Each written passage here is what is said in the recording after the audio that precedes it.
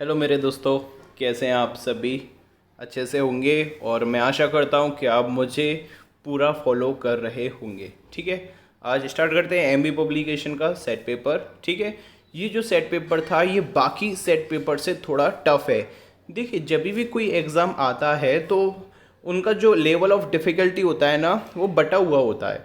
तो कुछ कुछ सेट पेपर कई बार थोड़े से टफ आ जाते हैं, लेकिन मैं आपसे हर बार ऐसा बोलता हूँ कि यदि कोई सेट पेपर आपका टफ आ जाएगा तो आपके पास नॉर्मलाइजेशन का ऑप्शन अब है, तो आपको घबराने की बिल्कुल भी ज़रूरत नहीं है। ठीक है, तो ये भी थोड़ा सा बाकी सेट पेपर से थोड़ा सा टफ है ये वाला सेट पेपर, तो इसको हम करते हैं। ठीक है, जैसे कि पहला आप देखिएगा।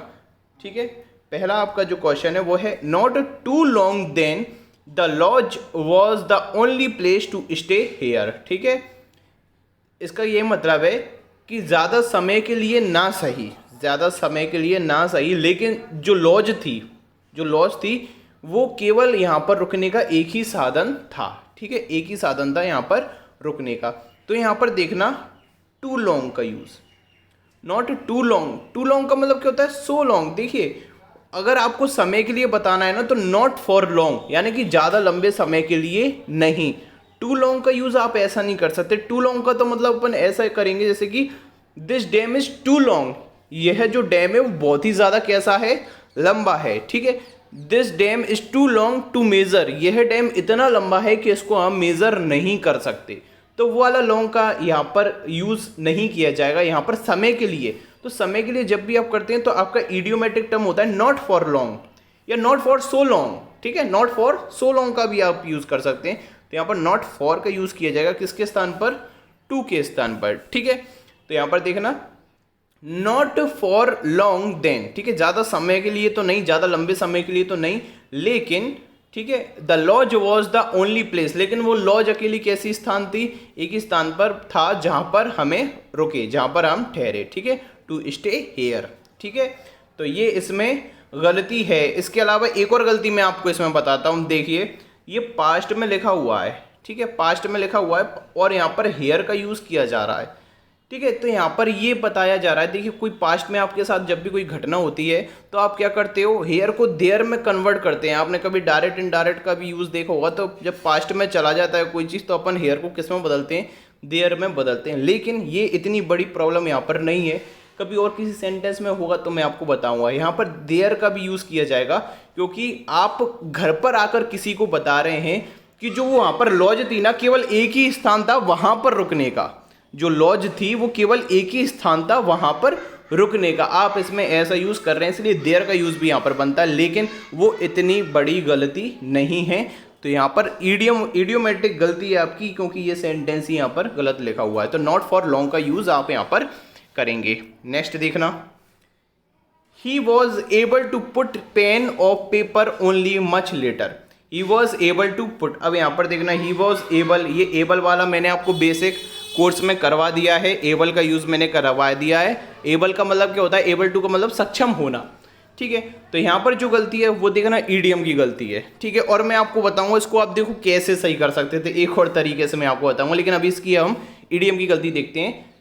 Put pen to paper, put pen to paper का मतलब क्या होता है? यहाँ पर देखिए ऑफ पेपर का यूज़ किया गया है। सबसे पहले आप देखना pen of paper, pen of paper मतलब कागज का पेन। तो कागज का पेन आपने कभी सुना है क्या? हो सकता है क्या कागज का पेन इस दुनिया में? कागज का पेन उसने यूज़ किया था, उसने कागज का पेन रखा था, तो कागज का पेन कभी हो सकता है क्या? नहीं हो सकता। तो यहाँ पर इडियोमेट्रिक गलती है, यहाँ पर होना चाहिए he was able to put pen to paper. अब देखिए, पुट पेन टू पेपर का मतलब होता है लिखना।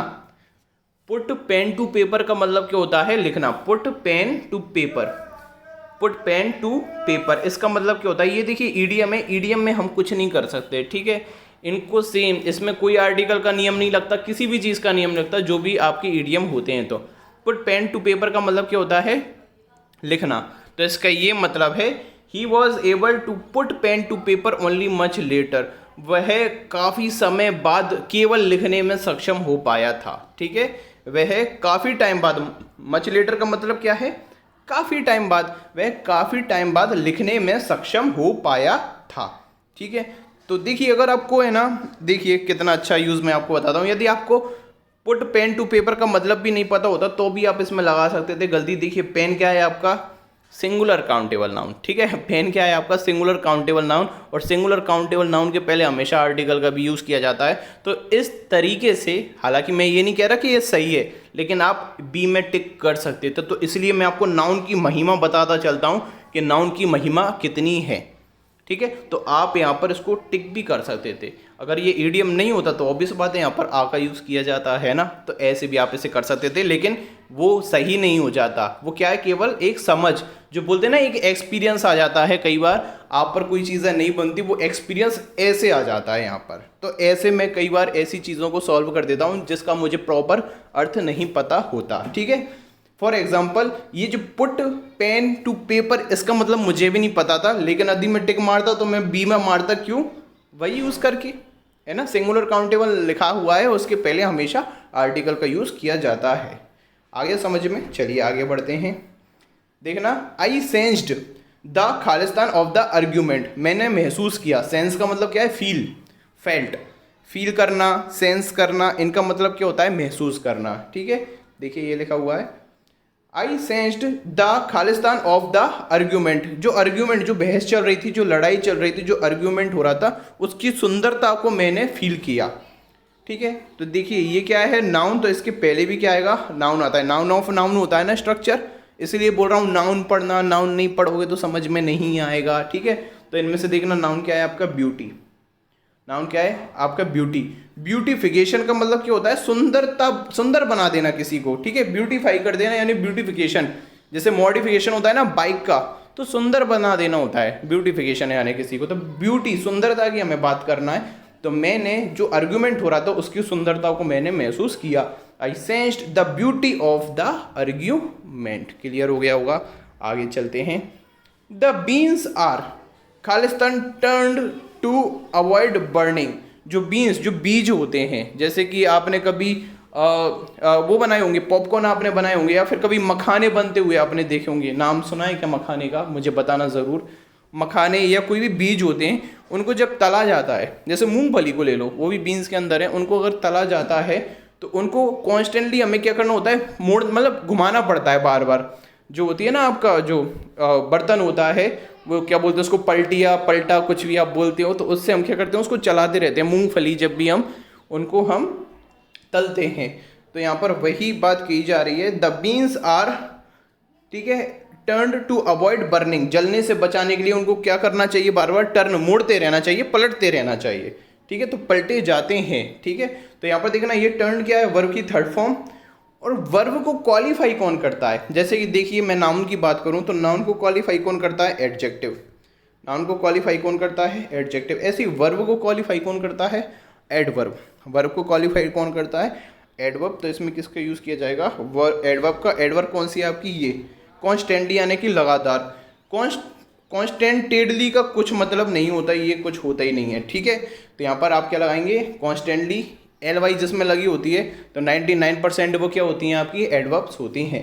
तो the beans are constantly turned to avoid burning, beans को लगातार क्या किया जाता है, चलाया जाता है, जिससे कि वो जले ना, ठीक है, बर्निंग को अवॉइड करने के लिए, ठीक है। नेक्स्ट देखना, ये क्या है आपके सिनोनिम्स हैं, ठीक है। ये क्या है आपके सिमिलर मीनिंग्स, ठीक है। तो देखना, ड्रीवल, ड्रीवल या ड्राइवल जैसा आपको बोलना है। ड्राइवल का मतलब होता है बकवास करना, ठीक है, बकवक करना, ठीक है। बीट अबाउट दी बश, फालतू की बातें करना। तो इसका जो सिनोनिम होता है वो होता है ब्लाथर। ब्लाथर का मतलब भी क्या होता है, बकवास करना, ठीक है। इनको आप नोट कर लीजिए। अब जैसे देखिए अपन बोलते हैं, ऐसे इनको कैसे प्रैक्टिस करना है, आप देखिए, ड्राइवल, भाई वो ड्राइवल बातें करता है, मतलब वो ड्राइवर है ना, जो गाड़ी चलाता है वो ड्राइवल है, मतलब बकवास करता रहता है, ठीक है। ड्राइवलिंग करता रहता है पूरे टाइम, ड्राइविंग करने की जगह वो ड्राइवलिंग करता रहता है, फालतू की बातें करता रहता है। ब्लाथर, ब्लाथर यानी ब्ला ब्ला ब्ला बनत किया कर, बोलते हैं ना, जैसे ब्लाथर, जैसे वो पूरे टाइम ब्ला ब्ला ब्ला ब्ला ये करती रहती है, मतलब कि फालतू की बातें वो करती रहती है। नहीं बोलते अपन कई बार ब्ला ब्ला ब्ला, तो ब्ला ब्ला ब्ला करके ब्लाथर। इस प्रकार से आपको याद करना है, कुछ भी जो आप कनेक्ट कर सको किसी भी चीज़ से, तो आप कनेक्ट करके यूज़ कर सकते हैं। तो ये तो क्या हो गया भाई, इसका सिनोनिम हो गया बकवास करना। इंटेलिजेंट आपको पता ही है, बुद्धिमान। जुडिशियस यानी क्या होता है, न्यायशील, जो सही न्याय करता है, जो सटीक न्याय करता है, जैसे कि हमारे जज, हमारा जुडिशियल सिस्टम, न्यायपालिका, ठीक है। और सेन यानी कि होता है समझदार, सेन यानी कि होता है समझदार, और इनसेन याद रखना, इनसेन यानी होता है बेवकूफ़ और पागल, इनसेन यानी कि होता है बेवकूफ़ और पागल, और सेन यानी कि होता है समझदार, ठीक है। नेक्स्ट देखना, प्रीसेवरेंस, प्रीसेवरेंस यानी होता है किसी चीज़ को पाने की कोशिश करना, ठीक है। डटे रहना, बने रहना, अड़िग रहना, ठीक है, बर्दाश्त करना, ये सब किसके मतलब होते हैं, प्रीसेवरेंस के। जैसे कि यदि आपको एसएससी स्टेनोग्राफर की जॉब चाहिए तो आपको एंड्यूर होना पड़ेगा, एंड्यूरेंस आपके अंदर चाहिए, और आपके अंदर प्रीसेवरेंस चाहिए। स्टेनोग्राफर के एग्जाम को पाने की कोशिश सतत आपको चाहिए। तो ये तो इसका क्या हो गया सिनोनिम, प्रीसेवरेंस का सिनोनिम क्या हो गया, एंड्योरेंस।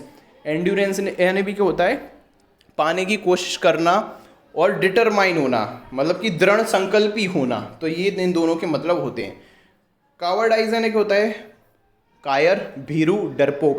कावर्डाइज यानी क्या होता है, जो डरता है। लेथार्जी यानी क्या होता है, आलसी, लेथार्जी यानी आलसी। इंडोलेंस का मतलब भी क्या होता है, आलसी।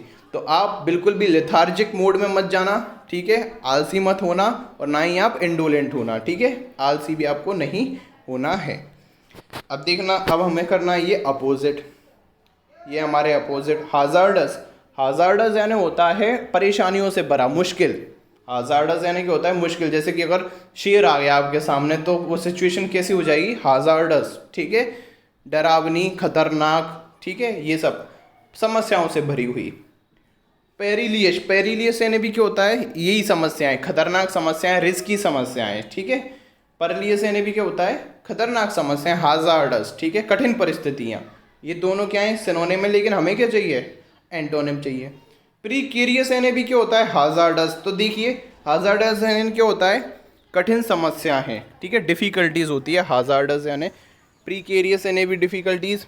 डाइसी यानी भी क्या होती है, रिस्की, रिस्की सिचुएशन। रिस्क में क्या होती है भाई, कठिन सिचुएशन होती है जब आप रिस्क लेते हैं, है ना, कि शेर के आगे चले जाओ लड़ने, तो वो सिचुएशन कैसी है आपकी, डाइसी है, हाजार्डस है, प्रीकेशियस है, पेरिलियस है, ठीक है। सिक्योर यानी क्या होता है, बचाव, सुरक्षा। तो ये क्या हो जाएगा, आपका अपोजिट हो जाएगा ना, ये क्या हो गया, आपका अपोजिट हो गया। नेक्स्ट देखना, एडवोकेसी। एडवोकेट आपने सुना होगा, यानी क्या होता है, वकील। वकील क्या करता है, अपने क्लाइंट की मदद करता है। तो एडवोकेसी यानी क्या होता है, सपोर्ट करना, मदद करना। क्या होता है एडवोकेसी यानी सपोर्ट करना, मदद करना। एडवोकेट इसी से बना हुआ है, एडवोकेसी, ठीक है। एडवांसमेंट, एडवांसमेंट यानी क्या होता है भाई, आगे बढ़ना। जैसे एडवांसमेंट, जैसे साइंस का क्या हो रहा है अभी, एडवांसमेंट हो रहा है ना, इंग्लिश का भी क्या हो रहा है, एडवांसमेंट हो रहा है, इंग्लिश टफ होती जा रही है ना। तो एडवांसमेंट, साइंस में भी एडवांसमेंट, स्पेस रिसर्च में भी क्या हो रहा है, एडवांसमेंट, यानी कि मॉडर्नाइज, ठीक है, बढ़ते चलना, आगे बढ़ जाना, एडवांस हो जाना किसी चीज़ का, ठीक है, डेवलप हो जाना, डेवलपमेंट।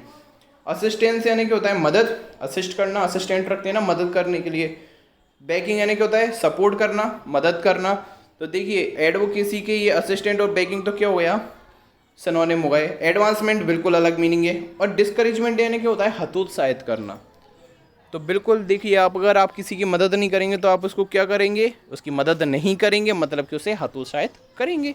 जैसे यदि आपने मुझसे पूछा कि सर मुझे कृपया करके ये मीनिंग बता दीजिए, तो मेरे को क्या करना पड़ेगा, आपकी मदद करनी पड़ेगी। यदि मैं आपकी मदद नहीं करूँगा तो आप क्या हो जाओगे, हताश हो जाओगे ना, डिस्करेज हो जाओगे आप। तो ये डिस्करेजमेंट अपोजिट हो जाएगा किसका, एडवोकेसी का।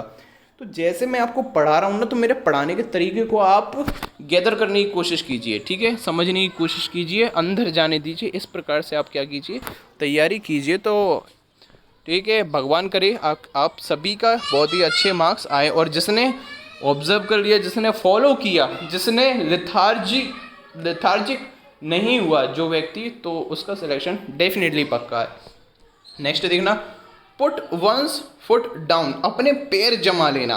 इसका ये मतलब होता है कि हार ना मानना, पैर जमा लेना। जैसे अंगद ने पैर जमा लिया था ना, रामायण में अंगद ने क्या किया था, पैर जमा लिया था, तो उसको कोई हिला नहीं पाया था, मतलब कि डिटरमाइंड, दृढ़ संकल्पी हो जाना, ठीक है। तो देखना इसका जो सिनोनिम है, इसमें से सॉरी जो मीनिंग हमें देखना पड़ेगा, वो कैसे देखेंगे। देखिए, give up easily without a fight, हार मान लेना। गिव अप का मतलब क्या होता है, हार मान लेना, तो हार मानना तो होता ही नहीं है। लर्न टू डांस, डांस सीखना बिल्कुल नहीं होता। Adopt a firm policy when faced with opposition और डिसओबीडियंस, किसी भी पॉलिसी को क्या करना, किसी भी कठिन जो नीति होती है, कड़ी नीति होती है, उसको फॉलो कर लेना, कड़ी नीति को फॉलो कर लेना और उसका सामना करना, विरोध करके उसका सामना करना, जैसे कि अंगद ने किया था। अंगद ने रावण का विरोध किया था, उसके विरोध में ही उसने क्या किया था, अपने पैर को, मतलब कि फर्म पॉलिसी उसने अपना ली थी कि बेटा पैर हिला के दिखा दो, कोई भी आ जाओ, कौन माई का लाल है का। तो वही चीज़ यहाँ पर हो गई। तो पुट वंस फुट डाउन का मतलब क्या हो जाएगा यहाँ पर, अडॉप्ट अ फर्म पॉलिसी। देखिए आपको लगभग लगातार मतलब उससे मिलता जुलता आपको सिलेक्ट करना होता है। अब जैसे हिंदी में आपने याद कर लिया अपना पैर जमा लेना, यानी कि दृढ़ संकल्प हो जाना, तो आपको देखना पड़ेगा कि इसमें से ऐसा कौन सा मतलब आ रहा है इन चारों ऑप्शन में से जो ऐसा मतलब दे रहा है कि हार ना मानने से रिलेटेड। ठीक है, दृढ़ संकल्पित हो जाना या हार ना मानना। अब देखना ये क्या है, take the first step of a very long difficult journey, कि अगर आप कहीं पर घूमने जा रहे हो, यात्रा के लिए जा रहे हो, तो पैरा कदम रखना, तो ये गलत हो जाएगा। तो आंसर क्या हो जाएगा आपका सी। नेक्स्ट देखना, विसल इन द डार्क, अंधेरे में सीटी बजाना। ठीक है, तो देखिए अंधेरे में जो सीटी बजाएगा, तो देखिए क्या होता है ना, अंधेरे में क्या माना जाता है कि भाई जंगल में रास्तों में क्या आते हैं भाई, शेर वगैरह है ना, गीदड़, ये सब घूमते रहते हैं, भेड़िए वगैरह। तो यदि आप सीटी वीटी बजाओगे तो वो डर के भाग जाते हैं।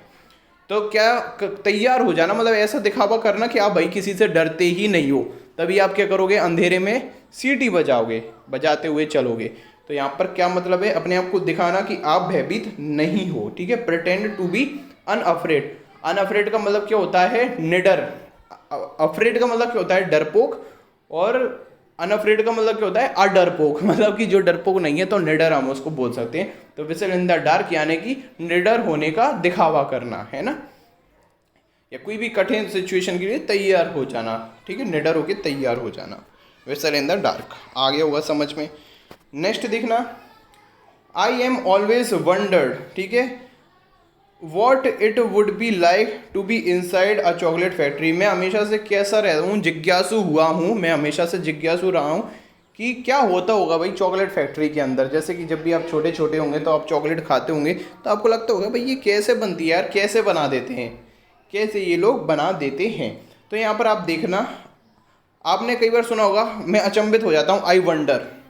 आई वंडर अकेला, मैं अचंभित हो जाता हूँ, आई वंडर। तो देखिए ये क्या है आपका फर्स्ट फॉर्म, सॉरी ये क्या है सब्जेक्ट, ये क्या है वर्ब की फर्स्ट फॉर्म। ठीक है, तो देखिए इसका मतलब क्या है कि आप इसको एक्टिव फॉर्म में लिखेंगे, इसको पैसिव में नहीं ले सकते। वंडर का मतलब क्या होता है, अचंभित होना, तो आप इसको पैसिव में नहीं ले जाएंगे। यहाँ पर आई एम, देखिए एम वंडर्ड का यूज़ किया गया है, मतलब कि बी प्लस वर्ब की थर्ड फॉर्म, तो ये पैसिव में ले गए, जबकि इसको पैसिव में आपको नहीं ले जाना, आपको एक्टिव में रखना है। तो ऑप्शन देखना, आई हैव ऑलवेज वंडर, ये गलत हो गया, फर्स्ट फॉर्म लिखी हुई है। इधर देखना, आगे चलते हैं, इसमें देखना आई हैव ऑलवेज वंडरिंग, तो ये भी गलत है, हैव के साथ आई एन जी नहीं आता। थर्ड ऑप्शन आपका सही है, आई हैव ऑलवेज वंडर्ड, मैं हमेशा से कैसा रहा हूँ, जिज्ञासु रहा हूँ कि भाई आज के वो चॉकलेट की फैक्ट्री के अंदर क्या होता होगा उस चीज़ को लेकर। क्लियर है। नेक्स्ट देखना, दे लोडेड देयर शिप्स, उन्होंने अपने शिप को भरा किस चीज़ से, विथ स्पीसीज, यानी कि जो एनिमल्स वगैरह होते हैं, मछलियाँ वगैरह सब कुछ आ जाती हैं। तो उन्होंने आपको अपने शिप को किससे भरा, मछलियों से, स्पीसीज से, विभिन्न प्रकार के जानवरों से, जलीय जीवों से, एंड सिल्क्स। ठीक है, और सिल्क का जो चीज़ होती है, सिल्क से उन्होंने भरा अपने आप को। And returns with the summer monsoon, और कब लौटे आए वो, समर मानसून के मौसम में वो लौट आए। तो यहाँ पर देखना, दे लोडेड वर्ब की सेकंड फॉर्म का यूज़ किया गया है, मतलब कि टेंस किस में चल रहा है आपका, पास्ट इंडेफिनिट में चल रहा है। यहाँ पर देखना ये एंड से जुड़ा हुआ है और फिर इसको प्रेजेंट में कर दिया, रिटर्न्स कर दिया, तो आपको क्या करना पड़ेगा, पास्ट में लिखना पड़ेगा, दे रिटर्न्ड का यूज़ किया जाएगा। ठीक है, उन्होंने अपने शिप को स्पेसीज और सिल्क से भरा और मानसून में वो लौट आए, एंड रिटर्न का यूज़ किया जाएगा। ठीक है, विद द समर मानसून। ठीक है, चलिए आगे देखते हैं। ठीक है, ये क्या है आपके भाई, ये हैं आपके वन वर्ड सब्सटीट्यूशन, जो कि एसएससी स्टेनोग्राफर के एग्जाम में नहीं आते, लेकिन मैं आपको करवा देता हूँ, मीनिंग तो एक याद ही हो जाएगा कम से कम। देखना, diminish in value over a period of time. ठीक है, वैल्यू में क्या होना, कमी आना, एक लंबे समय के दौरान वैल्यू में, कीमतों में कमी आने लगना, तो उसको बोलते हैं हम डेप्रीशिएट। ठीक है, एक क्या होती है आपकी इन्फ्लेशन, यानी कि होती है महंगाई बढ़ना, और डेप्रीशिएशन यानी कि होता है कमी हो जाना। ठीक है, तो ये डेप्रीशिएट होना यानी कि कीमतों में कमी होना। नेक्स्ट देखना, not able to produce children, मतलब कि जो बच्चे पैदा नहीं कर सकते उसको क्या बोलते हैं, हाँ स्टेराइल बोलते हैं। ठीक है, स्टेराइल का मतलब होता है अनउपजाऊ, यानी कि बांझ या बंजर। ठीक है, स्टेराइल बोलते हैं उसको हम। ठीक है, बांझ या बंजर। ये हैं आपके स्पेल मिस्टेक्स। तो स्पेल मिस्टेक्स भी नहीं आती और इनको हम करते भी नहीं हैं। अब आते हैं आपके ये पैराजम्बल या आप PQRS कहिए, इसमें XYZ दिए हुए हैं, या इनको हम बोलते हैं सेंटेंस रीअरेंजमेंट। ठीक है, सेंटेंस रीअरेंजमेंट है, तो इनको हम करने की कोशिश करते हैं। देखना, ही डज नॉट मीन। ठीक है, उसका यह मतलब नहीं था। क्या मतलब नहीं था? He does not mean.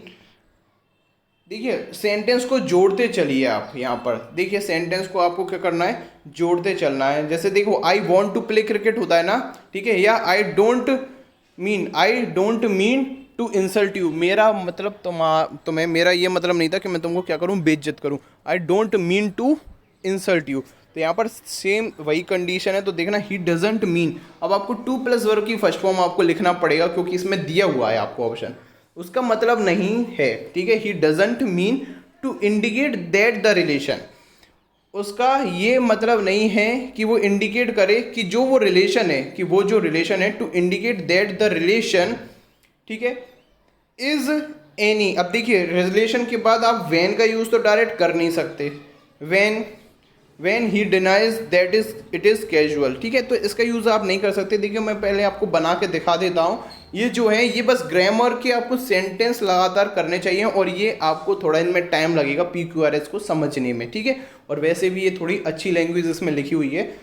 ठीक है, तो देखिए मैं बताता हूँ आपको।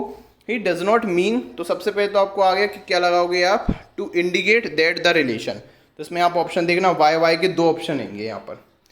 ठीक है, तो आप एक्स वाले को तो काट ही देना, आपको वाई मिल गया, यहाँ पर भी आपको वाई मिल गया। तो पहला तो क्या हो गया आपका वाई। अब देखना इसके बाद, उसका मतलब नहीं था ये दर्शाना कि जो वो रिलेशन है। अब यहाँ पर देखना, दैट द रिलेशन। अब ये क्या आ गया आपका सब्जेक्ट। द रिलेशन क्या आ गया आपका सब्जेक्ट। अब सब्जेक्ट के बाद क्या आनी चाहिए, वर्ब। वह तो वर्ब देख लो ऊपर दी हुई है या नीचे दी हुई है।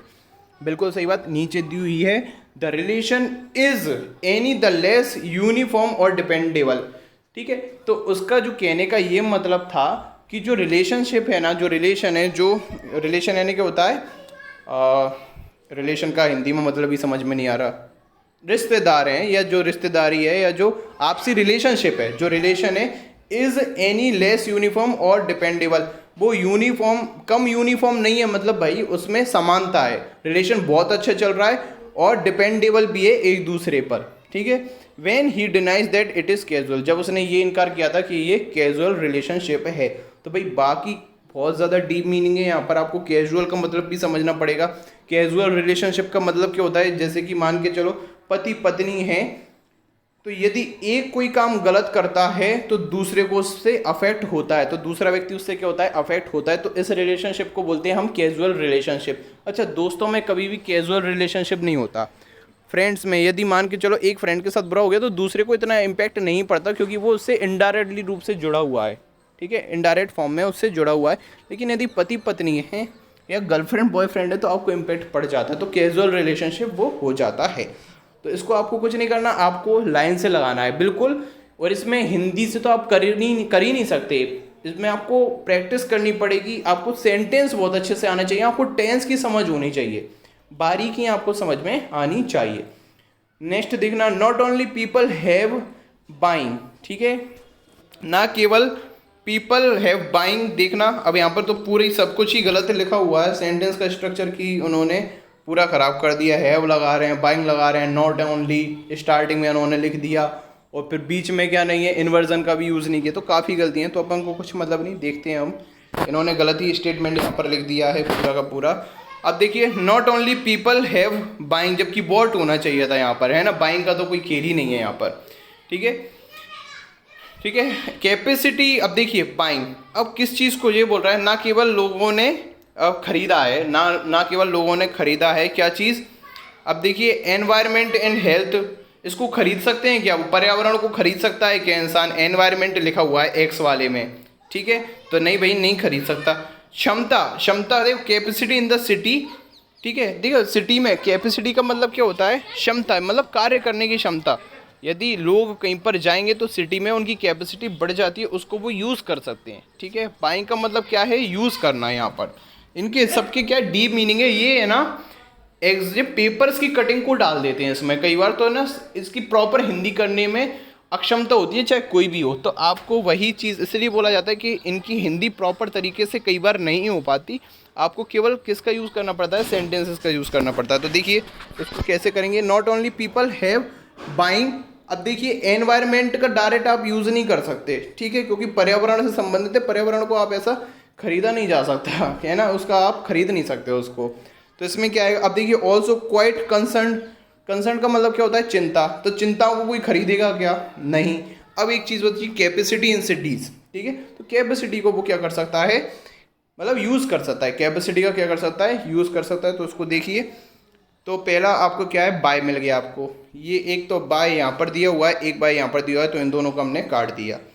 ठीक है, अब देखिए इसके बाद कौन सा आएगा, pupil here are city, pupil here are also. अब देखिए क्या होते हैं, नॉट ओनली पीपल, लोग क्या कर लेते हैं भाई, मतलब कहाँ पर, सिटी में तो रहने ही लगते हैं। ठीक है, यहाँ पर लोगों को people are also quite concern, लोगों को चिंता भी होती है किस चीज़ की, एनवायरनमेंट की भी चिंता होती है, पर्यावरण की भी, और हेल्थ की भी चिंता होती है। अपने आसपास के एरिया की भी उन्हें चिंता होती है, और साथ में अपनी हेल्थ की भी चिंता होती है। ठीक है, देखो लोग क्या करते हैं, ना केवल वो सिटी में आके रहने लगते हैं, बल्कि वो यहाँ पर क्या हो जाते हैं, चिंतित भी हो जाते हैं, क्योंकि उनको चिंता होती है किसकी, एनवायरनमेंट की भी और हेल्थ की भी। तो इसका ऑप्शन आप देखना YZX 20 का आंसर हो जाएगा। ठीक है, नहीं आया वो समझ, एक और आप देख लेना तो आपको ये समझ में आ जाएगा। ठीक है, आपको क्या करना है, सीक्वेंस जमाना है बस। ठीक है, टेंस के अकॉर्डिंग आपको सीक्वेंस जमाना होता है, और ये धीरे धीरे आ जाएगा। ठीक है, इसकी चिंता मत कीजिए, आ जाएगा। ये तो काफ़ी टफ दिया हुआ है छोटी छोटी लाइनों में, लेकिन इतना प्रॉब्लम आपको नहीं करेगा। नेक्स्ट देखना, the director will give you instructions. ठीक है, डायरेक्टर तुम्हें क्या देंगे, इंस्ट्रक्शंस देंगे। तो ये इंस्ट्रक्शन से उठेगा, देखना विल दिया हुआ है, तो आप देख लो विल भी कहाँ है, विल दिया है तो विल भी कहाँ पर दिया हुआ है, तो विल भी आपको दिया हुआ है केवल और केवल डी ऑप्शन में। यहाँ पर देखो विल गेट है, शेल गेट है, इंस्ट्रक्शन के साथ सेल आप लगा नहीं सकते, इंस्ट्रक्शन के साथ आप विल का यूज़ करेंगे, क्योंकि शेल का यूज़ केवल आई और बी के साथ किया जाता है। तो इसका आंसर क्या हो जाएगा, आपका डी आंसर हो जाएगा। देखना ही नहीं है भाई, हाल की हाल काम करना है। नेक्स्ट देखिएगा, आपका क्या है ये, हाँ एक्टिव सॉरी नरेशन है आपका। देखना, what makes you sad, she asked Manoj, उसने मनोज से पूछा क्या चीज़ तुमको परेशान करती है। ठीक है, तो इसमें क्या हो जाएगा, देखिए आस्क्ड दिया हुआ है, तो दो ऑप्शन है आपकी, एक तो सी है एक ए है आस्क्ड का। ठीक है, अब यहाँ पर देखना, she asked Manoj what makes, इसमें क्या कर दिया, प्रेजेंट को प्रेजेंट में ही रहने दिया, टेंस ही नहीं बदला, तो ये गलत हो गया आपका। तो आपका आंसर क्या हो जाएगा, सी वाला हो जाएगा। इसमें what made him so sad, तो ये आपका आंसर हो जाएगा। इसको प्रेजेंट को किस में बदल दिया, पास्ट में बदल दिया, जो हम करते हैं नरेशन में। नरेशन बेसिक वाले कोर्स में जल्दी आ जाएगी। अब बात करते हैं हम पैसेज की। ठीक है, ये पैसेज है, इसको हम पढ़ने की कोशिश करते हैं। आपको वहाँ पर एग्ज़ाम हॉल में हिंदी करने के लिए नहीं बैठना है। ठीक है, मैं आपको बता दूं क्या नहीं करना है, आपको हिंदी करने के लिए नहीं बैठना है। और कैसे करना है आपको, पहले तो आप क्वेश्चन पढ़ लीजिए जितनी जल्दी हो सके, तुरंत आपको क्या करना है, क्वेश्चन पढ़ना है। जैसे कि देखिए अभी हम पढ़ते हैं, the telescope Trappist is in which country. अब ये पूछ रहा है जो टेलीस्कोप ट्रैपिस्ट है वो कौन सी कंट्री में है, तो हमें कंट्री के नाम पर ध्यान देना है यदि इसके अंदर आता है तो पैसेज के अंदर। नेक्स्ट देखना, what is essential to have the possibility of life on planet, planet में जीने के लिए किस चीज़ की आवश्यकता होनी चाहिए, किस चीज़ से प्लेनेट के अंदर, ग्रहों के अंदर लाइफ संभव हो सकती है। तो इसमें हमें देखना है, इस पर नोटिस करना है हमको पैसेज में। What is the Goldilocks zone, तो गोल्डीलॉक्स के बारे में हमें पढ़ना पड़ेगा। ठीक है, what made it easier to record the passage of the planet in front of the star. ठीक है, तो इसमें कुछ स्टार से रिलेटेड और प्लेनेट से रिलेटेड बात कही गई है, तो इसको भी हमें देखना है कि भाई पैसेज में क्या बात कही है, इन दोनों के संदर्भ में किन में क्या अंतर है, किसमें, प्लेनेट में और स्टार में क्या डिफरेंस है। तो इस चीज़ को हमें रिकॉर्ड करना है। देखना, how many planets in our solar system have liquid water. ठीक है, हमारे सोलर सिस्टम में कितने ऐसे प्लेनेट हैं जिनमें पानी की संभावना है। तो अब हम इस पैसेज को पढ़ते हैं तो ध्यान में रखेंगे इस चीज़ को। अब देखना है यहाँ पर, इससे क्या होता है ना, क्वेश्चन पढ़ लेते हैं तो हम फालतू की चीज़ों में दिमाग नहीं लगाते। यदि आप पहले से पैसेज पढ़ते रहोगे ना तो फालतू की चीज़ों में आपका दिमाग जाएगा, कुछ मीनिंग में प्रॉब्लम आ जाएगी तो मीनिंग ही सोचते रहोगे आप। ऐसा होता है, मुझसे भी ऐसा होता था, इसलिए मैं आपको बता रहा हूँ। तो देखना, the quest to find life outside the solar system got a big boost with the discovery of 7 Earth size. ठीक है, देखिए जब हमने किस चीज़ की खोज करना चालू की, देखिए द क्वेस्ट यानी होती है प्यास, खोज। ठीक है, जब हमने खोज की किसकी, सोलर सिस्टम के बाहर के प्लैनेटों की जब हमने खोज करना चालू की तो हमें क्या मिला, हमें डिस्कवरी की हमने ऑफ 7 अर्थ साइज, अर्थ के बराबर के 7 और प्लैनेट्स हमको मिले जब हमने खोज चालू की। एक्स्ट्रा सोलर प्लैनेट्स, और भी हमें एक्स्ट्रा सोलर प्लैनेट्स के बारे में पता चला। ठीक है, और एक्सो प्लैनेट्स, देखो एक्स्ट्रा सोलर प्लैनेट्स का मतलब क्या है, ऐसे प्लैनेट्स जो बाहर हैं, जो सोलर सिस्टम के क्या हैं, बाहर हैं, उनकी हमने खोज की। Orbiting a dwarf star about 40 light years away, एक हमने किस चीज़ की खोज की, एक डॉर्फ स्टार। ठीक है, बोना ग्रह की हमने खोज की, जो कितनी दूर है हमारे यहाँ से, 40 लाइट ईयर, प्रकाश वर्ष दूर है। Unlike earlier discoveries of exoplanets, जैसी कि हमने डिस्कवरीज की थी पुराने प्लैनेट्स की, जो हमने डिस्कवरीज की थी उनकी तरह ऐसा नहीं हुआ।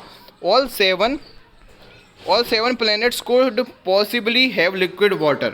ठीक है, जैसे कि हमने पहले जो हमने डिस्कवरी करने की कोशिश की थी तो हमने ये पाया था कि भाई 7 प्लैनेट्स पर पानी नहीं है, लेकिन अब हमने करी है ना तो हमें ये मालूम हुआ है कि उनमें पॉसिबिलिटी है कि वहाँ पर लिक्विड वाटर मिले। अ की टू लाइफ, जो कि क्या है, एक जीवन की कुंजी है। As we know it on Earth, जैसा कि हमें पता है कि ये कहाँ पर है, अर्थ पर है। ठीक है, पानी।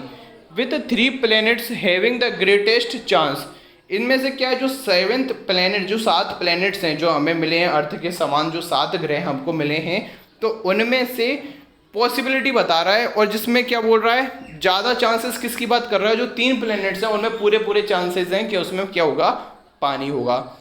This is by far the largest collection of earth like planets, ये क्या है, अब तक का सबसे बड़ा कलेक्शन है कि हमें अर्थ जैसे 7 प्लैनेट हमको मिले हैं।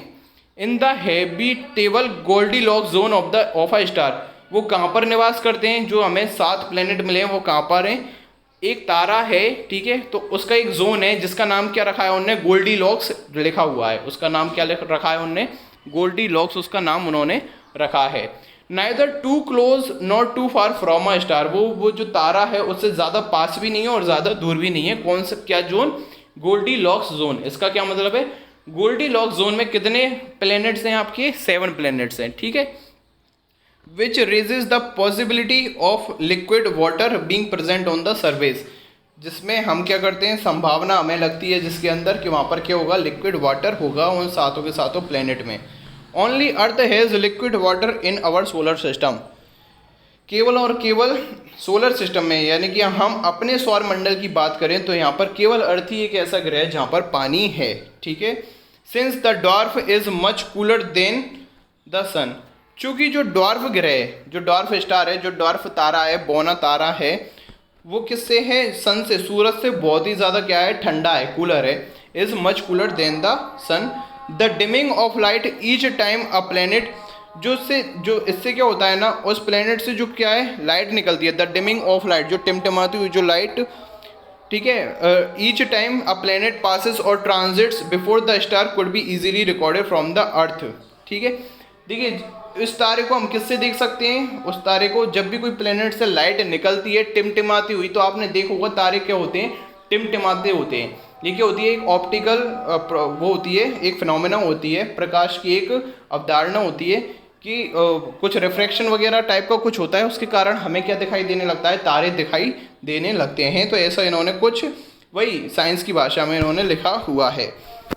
ठीक है, the star could be easily recorded, जिससे हम क्या कर सकते हैं, स्टार को इजीली रिकॉर्ड कर सकते हैं from Earth, unlike in case when planets transit a sun like bright star. ठीक है, मतलब जो सन जैसे ब्राइट तारे होते हैं उनको हम उतनी इजीली नहीं देख सकते, जो सन की तरह के होते हैं, चमकदार होते हैं, लेकिन इस तारे को हम देख सकते हैं क्योंकि ये क्या है, सन से बहुत ज़्यादा कूलर है। ठीक है, ठंडा है। Since the initial discovery of 3 planets was made using the Chile based transiting planets. जो स्टार्टिंग में हमने जो डिस्कवरी की थी 3 प्लैनेट्स की, वो किसके द्वारा की गई थी? हमने जो चिली बेस्ड, मतलब कि चिली में यहाँ पर कुछ हुआ होगा, ट्रांजिटिंग प्लैनेट्स एंड प्लेनेटेसिमल्स, ठीक है, प्लेनेटेसिमल स्मॉल टेलीस्कोप। तो ये नाम लिखा हुआ है भाई कि चिली में ये बनाया गया था, जो भी टेलीस्कोप था ये उसका नाम दिया हुआ है। The exoplanet system is called TRAPPIST 1, ठीक है। तो इसका क्या नाम दिया गया था भाई? एक्सो प्लैनेट सिस्टम को, जिसमें क्या थे? 3 आपके प्लैनेट थे, इसको क्या नाम दिया गया था? ट्रैपिस्ट 1 दिया गया था। तो देखिए ये अगर आप इसको इंग्लिश में ही पढ़ते तो ज़्यादा समझ में आ जाता बजाय इसकी हिंदी करने के, है ना। तो हिंदी उतनी प्रॉपर वे में पैसेजेस की नहीं हो सकती, ठीक है, कि बिल्कुल ही आपको प्रॉपर हिंदी में समझाया जाए। तो आई थिंक आपको समझ में आ गया होगा। अब आप क्वेश्चन देखना, बस क्वेश्चन के आंसर आपको मिल जाने चाहिए। सबसे पहला क्वेश्चन आप देखना, इसमें क्या दिया हुआ है। पहला क्वेश्चन इसमें दिया हुआ है, the telescope Trappist is in which country. भाई ये कहाँ पर बनाया गया था? ये जो ट्रैपिस्ट था, देखिए ट्रैपिस्ट 1 है, कहाँ पर है ये? चिली में, ठीक है, ये यहाँ पर दिया हुआ है, चिली में ये बनाया गया है। तो ऑप्शन किस हो जाएगा आपका? चिली। वेनेजुएला में, अर्जेंटीना में, चिली में या मैक्सिको में? कहाँ पर है ये? चिली में। नेक्स्ट देखना, what is essential to have the possibility of life on a planet. जीवन के लिए ग्रहों पर क्या होना चाहिए? देखिए पैसेज के अकॉर्डिंग देखना है, एटमॉस्फेयर का होना, ग्रेविटी का होना, सनलाइट का होना या पानी का होना। बिल्कुल सही बात है, पानी का होना, यही हम पढ़ रहे थे इतने टाइम से, ठीक है। नेक्स्ट देखना 23, what is the Goldilocks zone, ठीक है। तो देखिए ये क्या है भाई? गोल्डीलॉक्स क्या है, ठीक है। तो देखना, गोल्डीलॉक्स की बात कर रहे थे, तो गोल्डीलॉक्स के बारे में हमने इसमें पढ़ा हुआ था, तो हम पढ़ते चलते हैं। देखना, Goldilocks it is a mythology place about stars. नहीं, मैथोलॉजी की तो कोई बात ही नहीं की गई। That place on a planet which has lowest possibility of liquid water, ये भी नहीं। The correct distance of a planet from its star to have possibility of having liquid water, ये बिल्कुल सही बात है। यही इसमें कही थी ना कि गोल्डीलॉक्स क्या है? वो 7 प्लेनेटों का ऐसा समूह जो कि स्टार से ज़्यादा दूर भी नहीं है, ज़्यादा पास भी नहीं है, ठीक ठाक डिस्टेंस पर है, और वहाँ पर क्या है? पानी होने की संभावना है। तो थर्ड का क्या आंसर हो जाएगा? यानी कि 23 का ये आपका आंसर हो जाएगा। नेक्स्ट देखिएगा 24 का, what made it easier to record the passage of a planet in front of star, ठीक है। तो स्टार के बारे में हमने क्या पढ़ा था? सन और स्टार, सूरज और स्टार के बारे में हम कुछ पढ़ रहे थे। क्या पढ़ा था? मुझे अभी भी याद है, हमने पढ़ा था कि स्टार क्या है? सन से मच कूलर है। तो इसमें देखना, ठीक है, और छोटा भी था। स्टार क्या था? सन से छोटा था, और क्या था? मच कूलर भी था, ठीक है। तो इसमें देखना आप, the fact that the star is much smaller and cooler than our sun, बिल्कुल सही बात, पहले ही ऑप्शन मिल गया। दूसरा क्या दिया होता उसमें? बिगर तो नहीं, स्टार बिगर तो है नहीं, बिगर नहीं था, कैसा था? छोटा था, सन से क्या था? वो छोटा था। तो ये इसका आंसर हो जाएगा, ठीक है। ये तो हॉटर वाटर हुए, हॉटर तो थे नहीं। नेक्स्ट देखना, क्या ना, जल्दी जल्दी मैं बोलता हूँ ना तो टंग स्लिप हो जाती है मेरी, ठीक है, टंग स्लिप हो जाती है। तो और मुझे जल्दी बोलना पड़ता है, जिससे आप फास्ट फॉरवर्ड करके ना देखें वीडियो को, है ना। लास्ट देखना, how many planets in our solar system have liquid water. हमारे सोलर सिस्टम के अंदर ऐसे कितने प्लैनेट हैं जहाँ पर पानी है?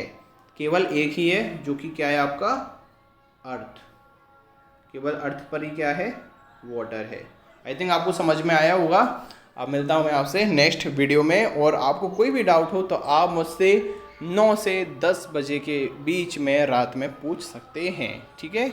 तब तक के लिए धन्यवाद।